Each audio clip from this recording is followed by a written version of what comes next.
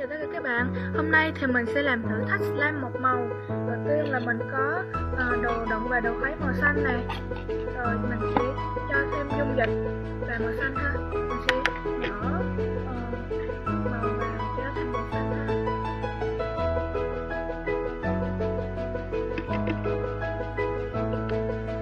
Bây giờ mình sẽ lắc lên.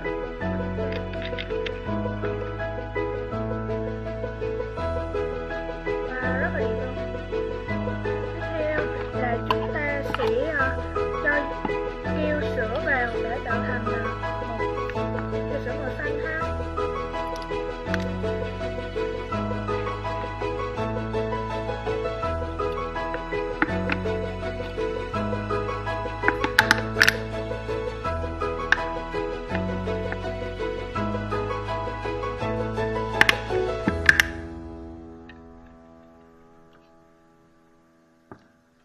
Đây nó màu trắng như thế này.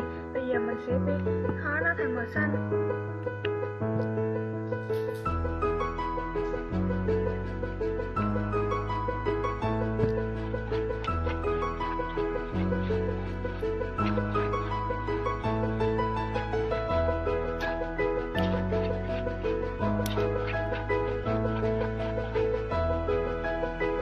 Màu này còn lớn các bạn, mình sẽ cho thêm màu xanh vào.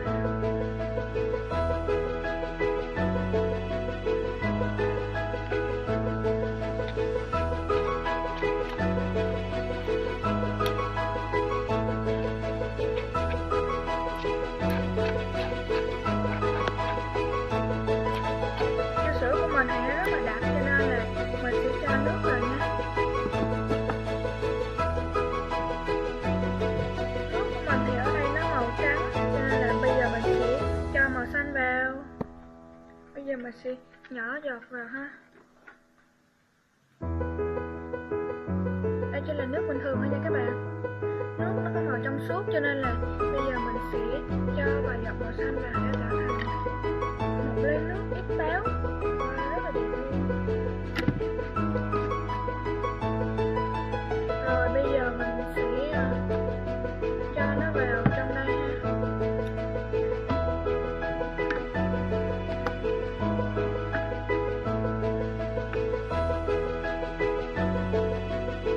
Mình cũng muốn slime của mình nó đặc cho nên mình sẽ cho lượng nước ít hơn lượng cho sữa ha.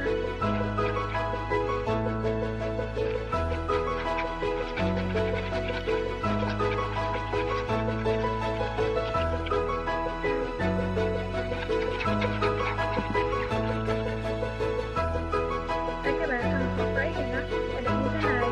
Và bây giờ chúng ta hãy cho activator vào nhé. Activator màu xanh này các bạn.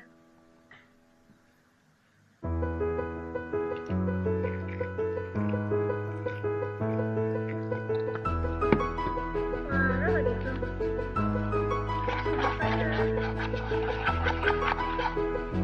Khuấy cho tới khi nào mà các bạn cảm thấy mà nó có thể lấy ra và nhồi bằng tay được nha.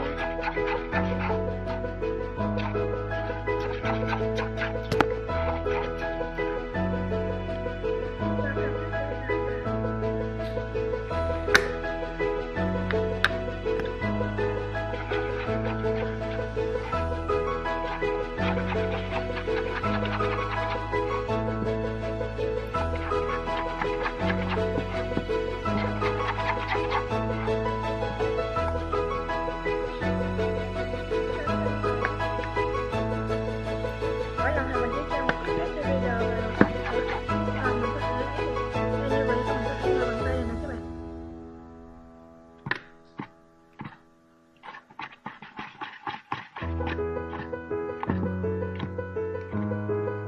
Đây các bạn, xong rồi nhồi nặng thì nó đã được như thế này. Rất là dẻo, được chơi rất là đẹp luôn các bạn.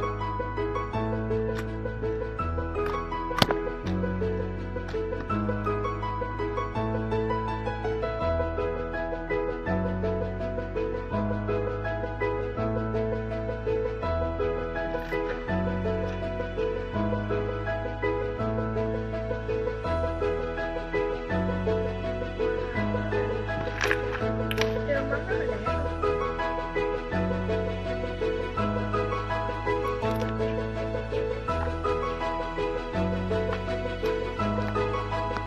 giờ mình sẽ cho thêm một ít kim tuyến vào trong cái cục da của mình ha.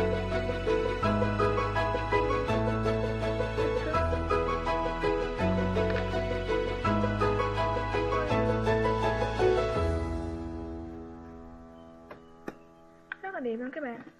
Kim tuyến có màu xanh luôn này.